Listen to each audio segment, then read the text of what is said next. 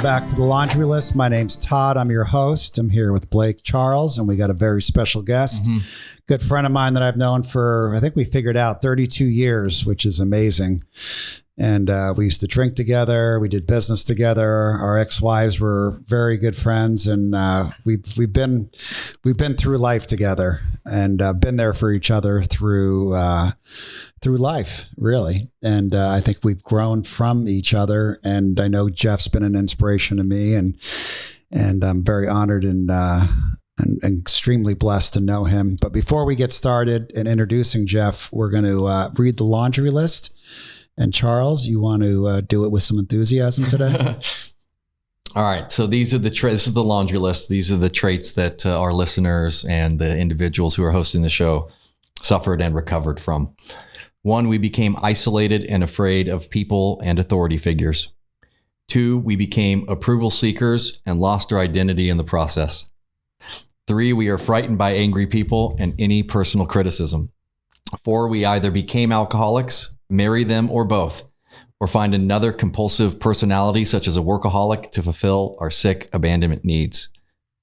5, we live life from the viewpoint of victims, and we are attracted by that weakness in our love and friendship relationships. 6, we have an overdeveloped sense of responsibility, and it is easier for us to be concerned with others rather than ourselves. And this enables us not to look too closely at our own faults. 7, we get guilt feelings when we stand up for ourselves instead of giving in to others. 8, we became addicted to excitement. 9, we confuse love and pity and tend to love people we can pity and ultimately rescue. 10, we have stuffed our feelings from our traumatic childhoods and have lost the ability to feel or express our feelings because it hurts so much. And this is also known as denial. 11, we judge ourselves harshly and have a very low sense of self-esteem. 12, we are dependent personalities who are terrified of abandonment and will do anything to hold on to a relationship in order to not experience those painful abandonment feelings. We often receive those from living with sick people who were never there emotionally for us. 13, alcoholism is a family disease, and we became para-alcoholics or took on the characteristics of that disease, even though we never picked up a drink. And finally, 14, para-alcoholics are reactors rather than actors. Very nice. Thank you, Charles. That's good stuff, always. So yeah, like I said, I want to welcome Jeff to the podcast, and glad you can make it. This is exciting for me to have you on. I'm happy to be here. I remember meeting Jeff at the coffee plantation one day, and I don't know if you remember you saying this, but you said, I'll go to a meeting, but after I convinced you, after you told me you overreacted and you didn't need to go. But then you said to me, you got to promise me one thing. Do you remember what you asked me? No. You said, I'll go, but you can't tell anybody. You can't tell Kelly. You can't tell anybody if I go. Do you remember that? I remember it completely differently. When I tell the story, I tell people that you told me that you're going to take me to the meeting and don't tell anyone, it doesn't matter. And, if anybody asks why you're not drinking, just tell them you're trying to lose weight, which that made a lot of sense. And I remember you making it real safe and like there was no downside to going to the meeting. Yeah.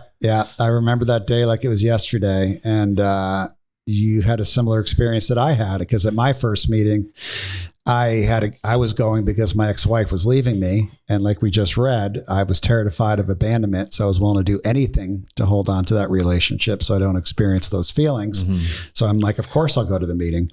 And I went to the meeting and I had no idea what to expect, but I cried the full hour. I literally just did not stop crying. And it was like a river was running through me. And it was like I was able to feel my feelings for the first time, I think maybe ever in my life.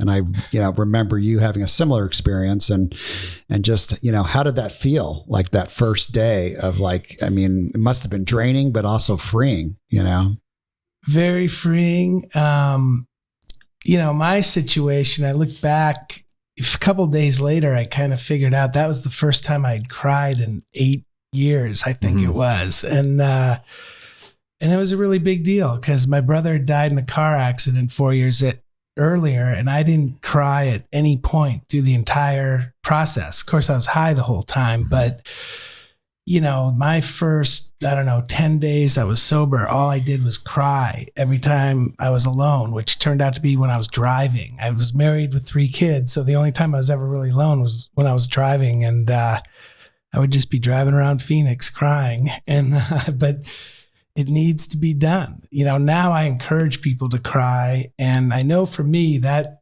was step one. That was the surrender. I just Right. letting it go. Yeah. I agree. I encourage people to cry. We encourage people to cry on this podcast. And we've had a lot of people cry on this podcast, including me. And I think it is one of the purposes of what we do the work here for is we're able to feel our feelings finally. Because as children and even as adults, we really were not giving ourselves permission to feel our feelings. And we didn't know how to feel our feelings. And now we do that. You and I, and we got along, a bunch of time today, but, you and I talk a lot about sobriety and doing the work and the freedom that comes when you do the work. And I always like to refer to the triangle because unity, service, and recovery for me, like all 3 of those sides kind of create that middle of the herd in the center. And I know when I came in, I didn't want anybody to know I was sober or in a program. I didn't want anyone to know because I felt less than, I felt judged, I felt shame, I felt different, I felt awkward. And today, I can tell you 24 years later, I just had my birthday, I feel like it's a badge of honor. Like I got something that is the secret to my success. It's the secret to my happiness. It's the secret to my being. And with that, it's led me to other things. And one of the things we're going to talk about today which sobriety has led me to, is Anthony DeMello, which we've been listening to quite a bit, or I've been listening to quite a bit. And it's been saving me these last few weeks for sure. But, I remember I was 2 years sober. And this guy, Tom McKee, I was going to Europe with my wife and I was still out of my mind. I was still so dry and so uncomfortable and so angry. And Tom McKee gives me this book and it's called Awareness. And I'm reading this book in Paris and I have no idea what this guy's talking about. Like I literally didn't comprehend anything, but I brought it because he told me to bring it. But fast forward years later, I listened to this and the guy's speaking to my soul. Especially after what I just went through. Like he is speaking to my soul.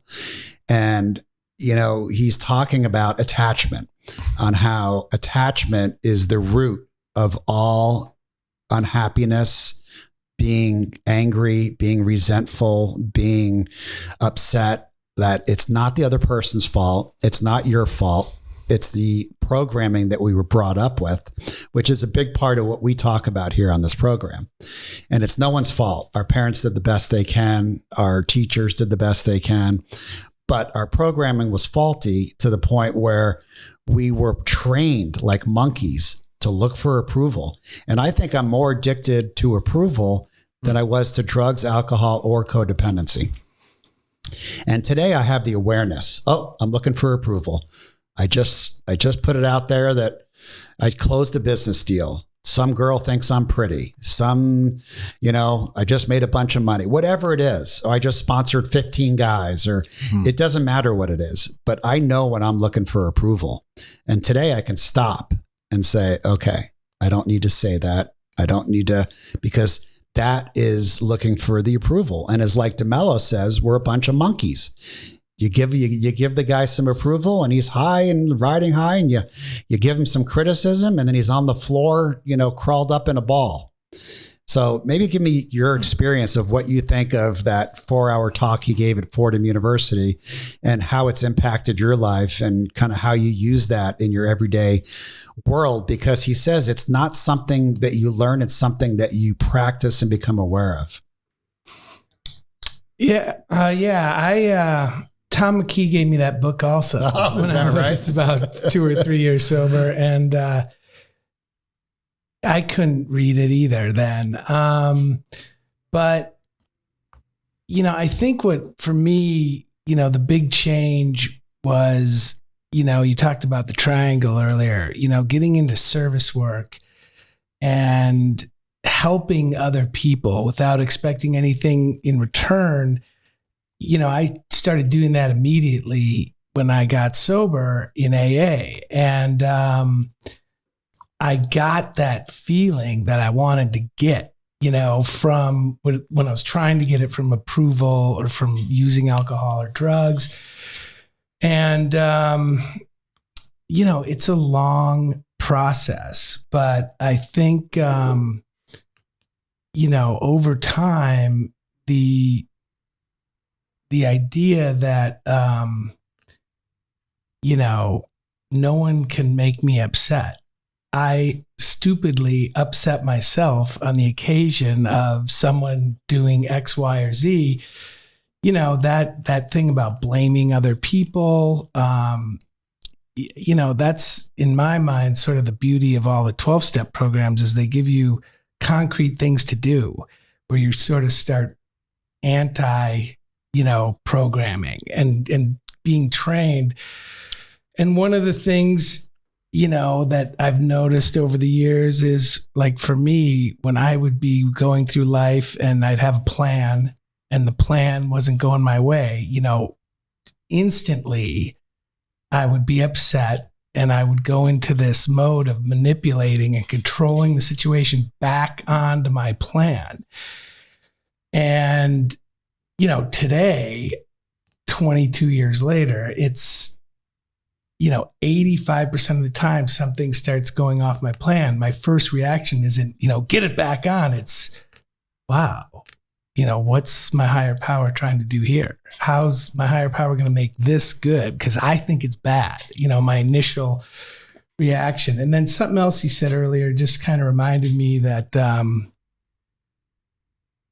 for me, my feelings, generally have been wrong, most of the time. That, before I got, as a young kid, life was just too intense. It was just too much. I couldn't, and alcohol and drugs helped me manage and control my oversensitive feelings. And it worked. It worked really well. And the problem was, at some point in my mid-20s, it quit working. And I always felt, that depression or anxiety or, what we would call, feelings you don't want to feel. And that's kind of what I've kind of got out of being attached. And I've done, the experiment of, looking at my attachments and seeing they are based on false beliefs. If I don't get this, I'm going to be miserable. And it's not true. Yeah. And a lot of these attachments are subtle. They're like compliments. Like, oh, you look so pretty today. Oh, I love that outfit. Or what if you got the opposite? You're looking a little heavy. Have you put on some weight? And having a neutral view. Like he talks about having a neutral view where you're not riding high on a pink cloud and you're not on the floor crawled up in a book, in a ball. It's not the big stuff. It's the little stuff. Yeah. And for me, I'd say, they say, the mind is a wonderful servant, but a terrible master. And that's kind of how I was with my feelings. I was a slave to my feelings. They demanded I do something and I did it. And there was no choice. It just was a instant reaction. And, a lot of my recovery, I need to really be Bjorn Borg. The Connors and McEnroe is, that's good not for you. For me. Yeah. and that's how I am naturally. I love going to extreme emotions either way, but it doesn't serve me. That's the bottom line. And, again, my recovery's been mainly about sort of me becoming the master of my emotions rather than being the slave to them. And I call that leading from the heart, where the heart runs your mind and body. And I consider the heart my God, my soul, my Christ. That's the heart. And I'm trying to learn to lead from my heart, so my mind and my body follow suit. Because if I'm leading from my mind, or even my body when it's feeling feelings, which gets tense and tight and my shoulders are shrugged, like I'm leading with emotion. If I'm leading from the heart, which I call God, then it's like everybody's right. Nobody's at fault. And like DeMello says, it's probably just some false programming that you just have to reverse and come from a place of love and kindness and tolerance. And it's practice. It's practice. I got a text from my mom 2 days ago, and I started to have a reaction. And I sent it to Alex, my wife, who's out of town, and she read it and she goes, "Oh, I agree with her." No big deal. Yeah, no big deal. What's the problem? And then immediately I had a place of like compassion, like, oh, okay, I see her point. She's going through a hard time right now too. And I felt love. And I texted her back going, okay, sounds good. And then we just changed the subject and we had a nice text exchange instead of holding on to that initial feeling. Because like you said, my initial reaction or emotion is wrong, period. Mm-hmm. And I got to a place that DeMello talks about, which was beautiful. And again, it's practice, practice, practice. I could have gone the other direction, and it would have been, who would have suffered? Who would have taken the poison? Me. Not my mom, not Alex, me. And that's what I love that he talks about, is like, we think we're like when we're in resentment or we're angry or we're controlling, we're actually affecting the other person, but we're really just affecting ourselves. Exactly. And if I want peace and serenity, I got to follow the playbook, period. I don't have a choice. And none of this stuff makes sense if you can't sort of believe or have a working relationship with a power greater than yourself. Right. And, the idea that everything is exactly the way it's supposed to be. I had a lot of trouble with that early on. And now I can, having no opinion is so powerful out there, in the capitalist world. And the ego has to be right, which means you got to be wrong so I can be right. And right. It's just the encircling insanity. Yeah. You just said something that really sparked me, is divine order. And I was coming back from one of my best friend's funerals a couple of weeks ago. And I had a tragedy a week before that in my life. And my sponsor comes up to me and gives me a big hug. And we're having a lot of tears together. And he goes, "Todd, your life's in divine order." And that's the last thing I wanted to hear. But you know what? He's right. He's right. And you know what? When I accept it and really feel it, it doesn't hurt so bad. It doesn't hurt so bad. And it's like, yes, my life is in divine order. I may not like it. I may not agree with it. It might be painful, but it's in divine order, meaning that nothing's happening in God's world by accident. Like, things happen based on our expression of who we are. And, I think, somebody who's dying of cancer, who has an attitude of being scared and frightened and a lot of negative emotions, and that guy dies, right? Where another guy has the same cancer, same diagnosis, but has an attitude of just love and peace and surrender, and that guy survives. Do you think that's an accident or coincidence? I don't, I think that's divine order. I think that's God's will. I think he wants us to continue to try to seek him in all aspects of our life, not just seek him when things are going great. Yeah. Thank you, God, for that new car. Thank you, God, for that healthy doctor's report. Thank you, God, for my kids, graduating college or whatever it is. It's like seeking him no matter what, and not being attached to any results in our life. Yeah, you reminded me that, it's very helpful for me to remind myself that everything is exactly the way it's supposed to be. And the fact that I don't understand it or I don't like it is irrelevant. And that, we I'm limited, very limited. And so, sometimes I have to make up stories and say, well, this could be happening for something 1,000 years from now when I'm long gone. And that just gives me enough peace to kind of back off of that stress. One of my big prayers lately is like, God, I don't understand why this is happening in my life, but please show me what to do next. And please let me continue to be your humble servant and to accept your love. And that's been like a godsend for me, that prayer lately, because there's some things I don't understand. And I just have to, God, please help me accept this, and please help me be your humble servant and continue to show me what to do next, and keep it that simple. Yeah. And that comes up when things aren't going our way, and anything that I judge, I'm playing God. Right. And I learned early on, when I play God, it doesn't work out well. Right. So I need to, like you, ask God for the next indicated thing. I don't say even the right thing, because that's sort of making a judgment for me. Right. I just do the next indicated thing. And I, ask for clarity. I mean, I'm the type of person that I've prayed for clarity and got it and said, well, that can't be it. And then just kept going. That doesn't work. I don't do that anymore. Right. It's the tolerance for pain. Yeah. And I love how some of the examples and analogies that DeMello gives in his talks about just how we're trained. And John Lennon had a famous quote that life is something that happens while we're busy doing something else. And then DeMello even emphasizes, in his mind, life is something that happens while we're suffering. Doing something else.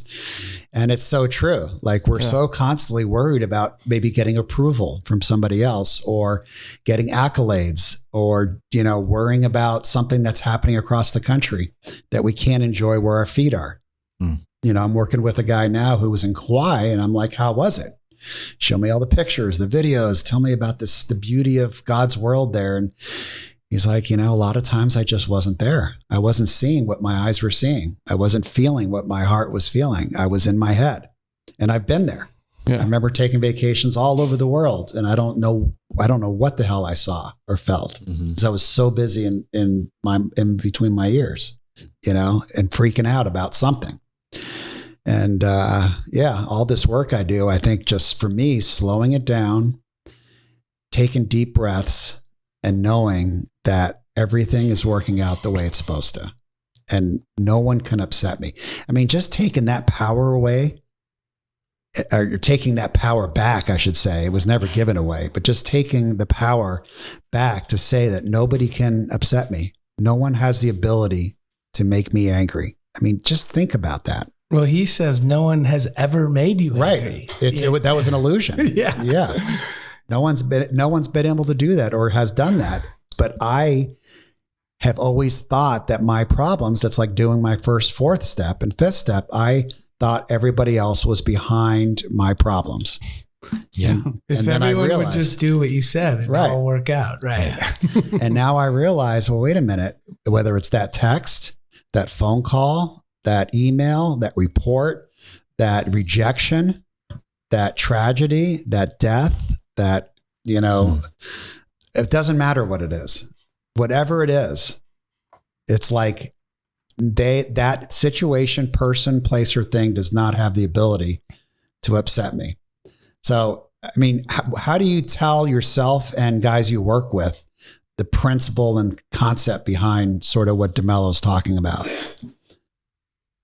Well, I think the main thing is, the action. And, when someone upsets you or you're angry at them, praying for them, that if you've never prayed and what do you mean? That doesn't make sense. What's that going to do? Yeah. How does that work? I'm going to pray for this son of a bitch. Yeah. It's like, and,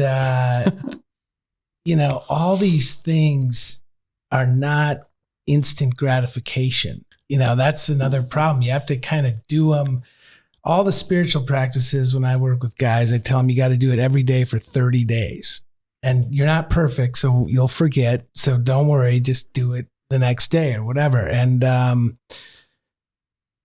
usually someone can see a change. I give the example, I was an atheist and a guy challenged me to say the 3rd and 7th step prayer every day for 30 days. And, I just read a card on the front and back. And at the miracle was I kept doing it after 31 days. I don't know if at some point I felt something consciously.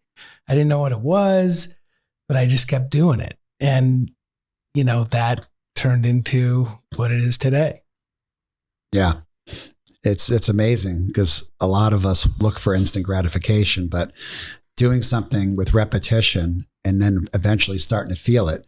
Because I was told to do that too. People that I have resentments against or people that I'm angry at, to pray for them.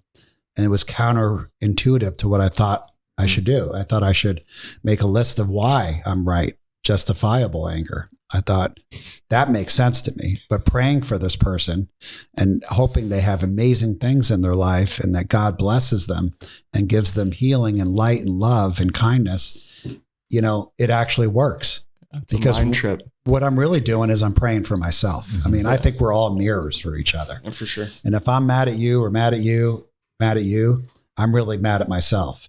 If someone's bugging me because they're looking for approval, that's because I'm looking for approval. So we're all just mirrors. We're all just mirrors for each other. We're all the same. We're all connected. We are all one with just a different skin suit on. You spot it. You got it. Yeah. That was the best thing I ever heard when I got sober. Yeah. So what would you say to, some guys that are just starting this spiritual journey that are, struggling and trying to figure out, do I need to get sober? Do I need a therapist? Am I codependent? Like what's some basic suggestions you could give somebody?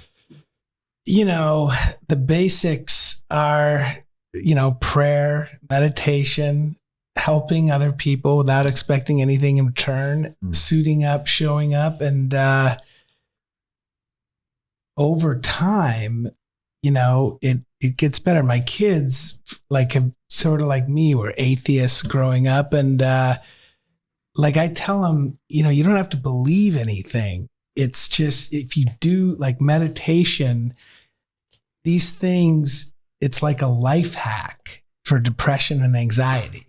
So if you, have no faith that everything's how it's supposed to be, then the world doesn't make sense and you're trying to fix it and it's impossible.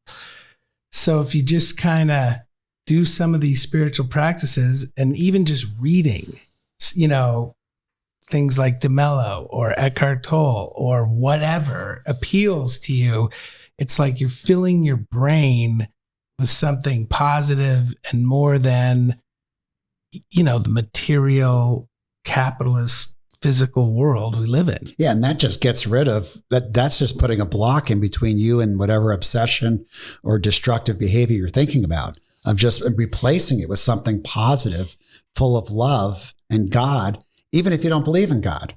I mean, like you, I had a very different perception of my God today when I came in, but I just kept saying the prayers, and I just kept doing it.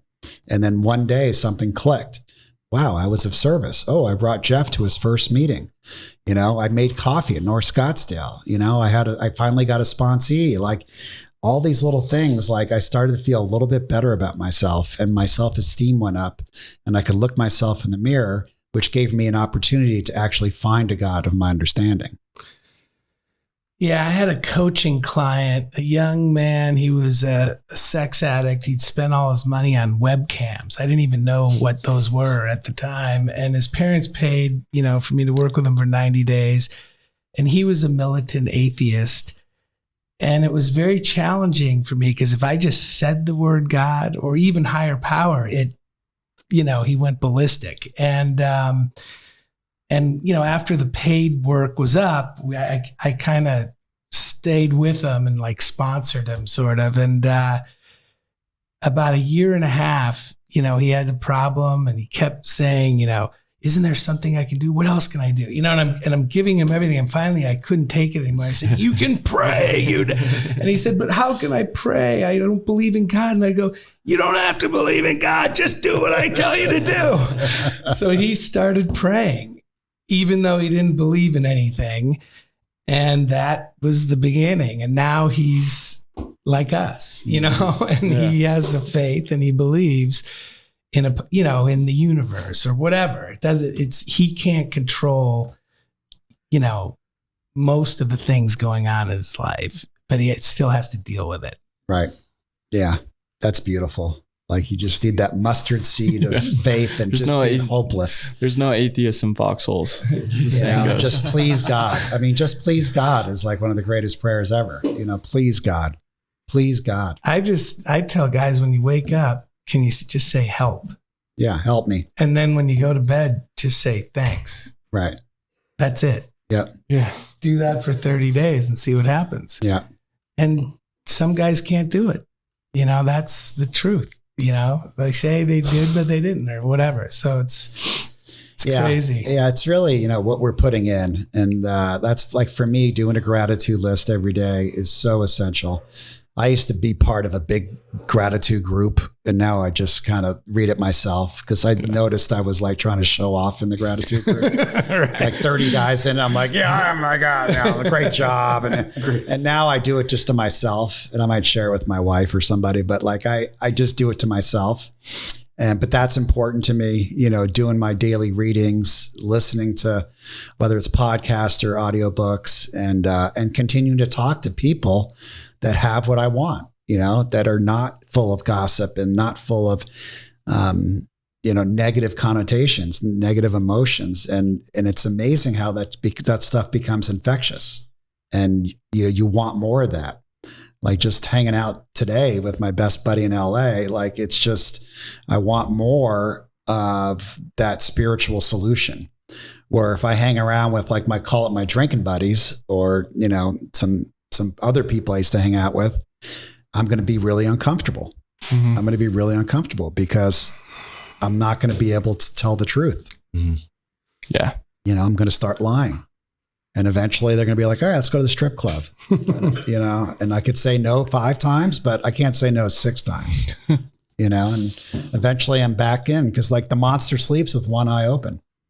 So this is a daily reprieve.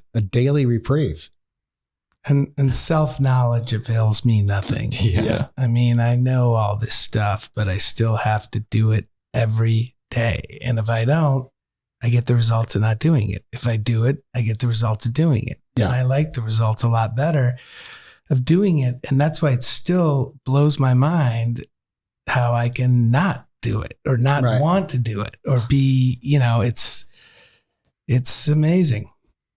Charles, you've known Jeff a long time. What do you want to ask Jeff? Jeff, when I met you, it was a very tough time in my life. Right. And I remember when we first met, you handed me a card. At one side, it had one prayer. On the other side, it had a different prayer. And you were like, the same thing you told the other guy, just fucking pray. I'm like, but I hate God. God hates me, mutual feeling. So I was that guy that we were talking about earlier. Right. Don't dare say those words to me. Don't bring me that God crap. Right. And the reasons for that was, if there was a God, my life wouldn't be this way. Right. My sister wouldn't be dead. My aunt wouldn't be dead. My 2 cousins wouldn't have been dead. My uncle wouldn't have been dead. All of my brilliant ideas wouldn't have fallen flat. I wouldn't have been spiritually, mentally, physically, financially bankrupt. And I wouldn't have been hanging out with you. Where I was not where I wanted to be. And you told me to pray. And it was still something that I just couldn't do it. Right. And the most powerful thing, so anyone that's listening that is a militant atheist or has a problem with God, or it was like where I was, where there was a mutual distaste between, God and the mutual feeling that I had. The wisest thing I've ever heard was this: when I say I hate God, it was, you can't hate an entity that you don't understand. Right. So let's find you one that you do. And at that point, I was given a prayer, and the prayer was not praying to God, but just, God, present yourself to me in a way that I can understand. And now say that over and over. And that's what I did over and over. And then I did the work. I followed. I then turned my life over to the work and that prayer. And then ultimately that took place. So I love that, though. We can't hate something that we don't understand. And Jeff, I know that so I guess my question is, do you attribute all the things that you just talked about to things that occurred early on in your childhood? the way that you look at things, the way that you want the outcomes, the way you want life to be? That's a great question. I don't really, I don't know. I don't know the answer to that. I kind of view my childhood as, it was good. It was as good as it could be. I think a lot of this stuff, I had a brother that was 13 months younger than me, and we were so different that I was kind of a happy-go-lucky kid. And I remember one time when I was in 7th grade and he was in 6th grade, he was like, how can you be happy when there's people starving in the world? What is wrong with you? And this is, he's like 12 years old or 11 years old. So I don't know. I tell my, people, it's never too late to have a happy childhood. And all the mystics say the past isn't real. And I think what they mean by that is, what you call the past is actually electricity moving between different parts of your brain. A neurologist could literally show you which parts light up when you think about different things that have happened. And so, there's been all kinds of research on, eyewitnesses are right, maybe 50% of the time. It's all perception. There is no out there and in here. It's all, we create our reality. And it's sort of, the secret and the law of attraction and all that stuff. It's, when you go to AA, you can't stop drinking. And all you have to do is think about drinking. So you immediately get immersed with some people that don't drink. That's the first kind of thing to change how you think about it. And, time, is another illusion. There is no future or past. The only thing that's real is right here, right now. And how do you? And that's even debatable. Yeah, and how do you implement that into your life? And it's very confusing when you start this stuff. One of my favorite authors, Emmett Fox, talks about having the spiritual key. We look at everything from a material, physical world point of view, but you need to look at it spiritually. And one of the riddles a lot of people have a problem with is, how can man and God be one and not one in the same? And, the answer is, in the material world, they can't. But in the spiritual world, there's different laws. And again, I don't know or understand them all, but they're different. I know that. Well, I think God gave us our body and our brain, which is not necessarily God, but I think he gave us our soul and our heart, which is God. And he's like, we got to use this as a communication tool to the other two parts and try to have some success of happiness and love and kindness and tolerance. Because I believe, that's what God wants. He doesn't want us to be fighting and hating and resenting and, judging. So, Blake, what do you have for Jeff today? I mean, what you just said kind of blows my mind because I've never heard anyone say that before. And it makes a lot of sense on a very simple level, because I don't think I fully understand. I mean, I feel, I in a way, I feel what you're saying, because, DeMello was a Jesuit and St. Ignatius and a Jesuit, and he talks a lot about, at least St. Ignatius, laying down your shield and your sword and laying down all that material stuff that stops you from being connected with a higher power or God or whatever you call it. But my question is does that, once you get on the other side of what you were just talking about, that's where the happiness starts for you? Or is it? I think happiness is a decision, and it's a decision to live in a state of non-attachment. So, there's an interesting part of that DeMello tape where a guy says, if happiness is non-attachment, how do you define it in positive terms? And he says, wow, you really got me there. And he basically says you cannot define happiness. It is just when attachments are dropped. I think he says happiness is the state of non-attachment. I think at one point, Well, that's what it is. So you can't define it in positive terms. And then he kind of explains that you were born happy. Right. And, if you weren't actively engaged in making yourself miserable, you'd be happy. So you don't have to do anything to be happy. Right. You're born happy. All life is shot through with happiness. And, you can use words like peace and, serenity. I used to, I thought happiness was getting what I want. Right. I got what I want. Yay, I'm happy, or thrills, excitement. But that's not really what happiness is. It's a state of non-attachment. It's that, it's that feeling I got between the second and third drink. Right. Yeah. That. Everything's going to be fine. There's no problems. Right. And that's, so it's really good to look at what I'm attached to. And whenever I feel any kind of anxiety or stress or depression or boredom, it's because I'm attached to something. And it's a subconscious belief. I have these things programmed in me that if I don't do this, I'm not okay, and it's not true. And he has a little, formula to go through to prove that it isn't true. And then you just kind of let it go and pay attention to something else. Right.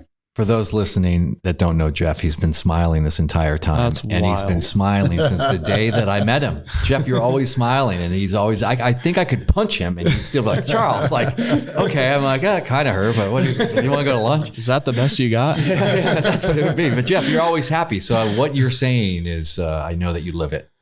And you've known him long enough. This guy. Yeah. No, he's doing the deal and he's working the program, and I've seen incredible growth. And one thing I love about Jeff is that he doesn't continue to do the same thing over and over again. He tends to look for new things.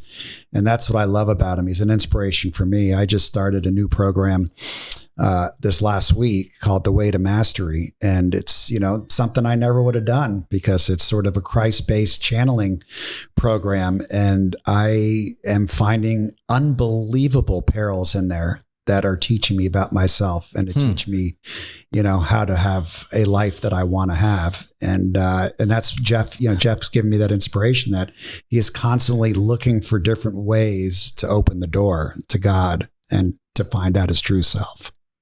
Well, one thing I have noticed on the spiritual journey is that, just like the drugs and alcohol, I didn't, now I know when I took that first hit of Jack Daniels when I was 12 years old and I got that feeling of relief, that was a spiritual experience. And drugs and alcohol, produced that for me. But all the spiritual practices, I find prayers that work or meditations that work or even AA meetings that work. And just like the drugs and alcohol, they quit working. And I don't notice them quit working until I get, these uncomfortable in my own skin. Exactly. So I noticed I used to change my home group like clockwork every 3 years. It's the greatest meeting in the world. Nothing else is compared. And then, 2 3/4 years later, I'm like, these guys are idiots. Yeah. And then I got to go. And I used to not like change. I used to resist change. I heard a thing, change is not uncomfortable. It's resistance to change that causes the discomfort. And change is the law of the universe. There's no escaping it. Mm-hmm. So you might as well just go with it. And I find that a lot easier. Yep. Yeah, I agree. Well, we're coming up on the hour. That was wonderful. Jeff, we really appreciate you coming on. We're going to have you back before the end of the year, and keep doing amazing work. And you're of service to so many people and such a blessing in so many people's lives. And thanks for sharing your story with us. Thanks for having me. All right. Thanks so much. And we'll be back next week on The Laundry List.